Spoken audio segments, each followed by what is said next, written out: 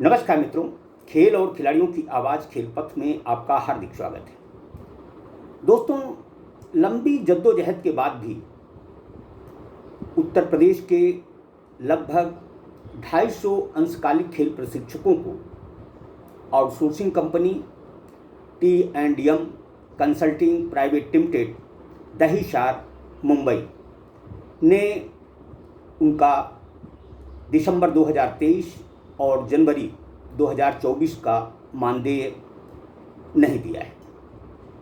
मानदेय न मिलने से प्रशिक्षकों की आर्थिक स्थिति काफ़ी चिंतनीय है। यद्यपि खेल निदेशालय उत्तर प्रदेश ने 5 अप्रैल से 344 प्रशिक्षकों को पुनः सेवा का अवसर तो दे दिया है, लेकिन प्रशिक्षकों का रुका हुआ मानदेय दिलाने की तरफ कतई ध्यान नहीं दिया है। जो 344 प्रशिक्षक पुनः काम पाने में सफल हुए हैं, वह भी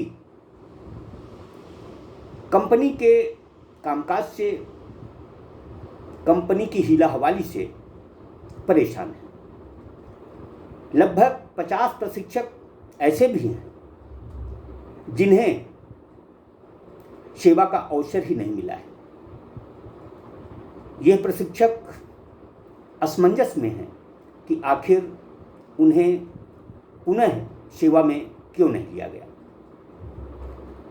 कुछ प्रशिक्षक तो यहाँ तक कह रहे हैं कि जो 344 प्रशिक्षक नियुक्त हुए हैं, इनमें लगभग 40 से 50 प्रशिक्षक फर्जी दस्तावेजों से सेवा हासिल करने में सफल हुए हैं। जो भी हो, खेल निदेशालय को इस बात का इल्म होना चाहिए कि जब T&M consulting private limited company प्रशिक्षकों को समय से वेतन नहीं दे रही है, ऐसे में उसे पुनः सेवा का अवसर क्यों और कैसे दिया गया।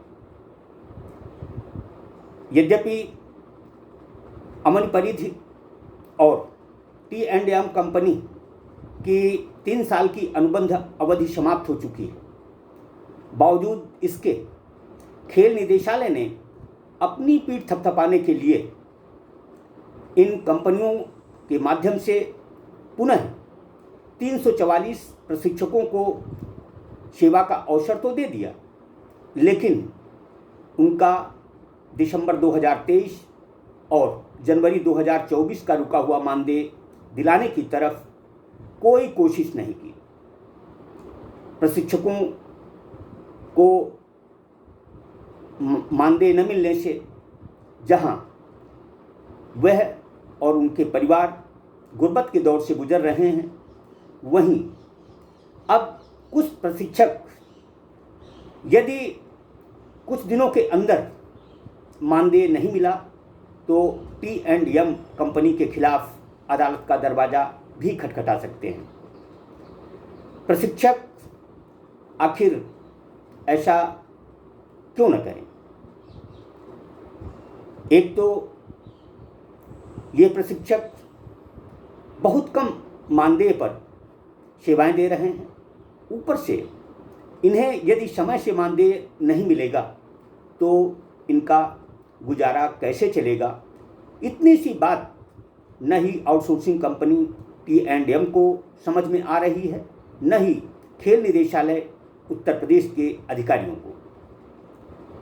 प्रशिक्षक को सम्मान, इज्जत और आर्थिक रूप से मजबूत किया जाना समय की मांग है, लेकिन खेल निदेशालय उत्तर प्रदेश के प्रशिक्षकों को फुटबॉल बना चुका है। खेल निदेशालय के आला अधिकारी प्रशिक्षकों का हित ध्यान में रखने की बजाय उन्हें तरह तरह से परेशान करते हैं। जिन लगभग 50 प्रशिक्षकों को सेवा का अवसर नहीं मिला। उसके पीछे वजह है, जिन जिलों में यह तैनात थे वहाँ के खेल अधिकारियों की स्थिति को माना जा सकता है। इन खेल अधिकारियों ने ही इन प्रशिक्षकों के खिलाफ कुछ न कुछ किया है। प्रशिक्षक असमंजस में हैं कि उन्हें काम नहीं मिला, जिन्हें काम मिल गया उन्हें दाम नहीं मिला। आखिर इन प्रशिक्षकों को अभी कितना सब्र रखना होगा। दरअसल खेल निदेशालय को इस मामले में तत्काल हस्तक्षेप करना चाहिए। खेल निदेशालय के अधिकारी कई बार कह चुके हैं कि बजट आते ही अंशकालिक खेल प्रशिक्षकों का रुका हुआ मानदेय दे दिया जाएगा। सवाल ये उठता है कि जब सारे काम चल रहे हैं तो प्रशिक्षकों का मानदेय देने में ही बजट की हीला हवाली क्यों दर्शाई और बताई जा रही है।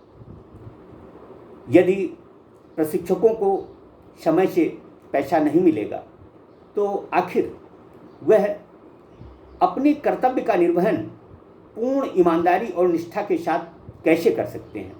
इतनी सी बात खेलनहारों को समझ में नहीं आ रही है। सूत्र बताते हैं कि अवनी परिधि कंपनी ने वैसे भी काम न करने की इच्छा जता दी है, लेकिन T&M कंपनी अभी भी मोर्चे पर डटी हुई है। डटी क्यों न हो, आखिर वह प्रशिक्षकों को समय से मानदेय नहीं देना चाहती। यदि जो प्रशिक्षक सेवा का अवसर नहीं पाए हैं, ऐसे में कंपनी इन प्रशिक्षकों का मानदेय भी न दे तो अचरज नहीं होना चाहिए। जो भी हो, उत्तर प्रदेश के खेल प्रशिक्षकों की खराब माली स्थिति की तरफ न ही खेल निदेशालय के आला अधिकारियों का ध्यान है, न ही T&M कंपनी के अधिकारी ध्यान दे रहे हैं। क्या इस गड़बड़झाले में खेल निदेशालय और T&M कंपनी की मिलीभगत चल रही है? क्या प्रशिक्षकों को इसी तरह परेशान होना पड़ेगा? जो भी हो, यदि प्रशिक्षक मानदेय नहीं पाते हैं तो उनके पास अदालत का दरवाज़ा खटखटाने के अलावा और कोई दूसरा रास्ता नज़र नहीं आता। यदि प्रशिक्षक अदालत का दरवाज़ा खटखटाते हैं तो निसंदेह T&M कंपनी की साख पर बट्टा लगेगा और उस पर प्रतिबंध भी लग सकता है। जो भी हो, प्रशिक्षकों को उनका रुका हुआ मानदेय मिले, उनके चेहरे पर मुस्कान लौटे, इस बात की तरफ खेल निदेशालय के अधिकारियों का ध्यान न केवल जाना चाहिए बल्कि उनका रुका हुआ मानदेय अविलंब दिलाया जाना चाहिए। जय हिंद, जय भारत।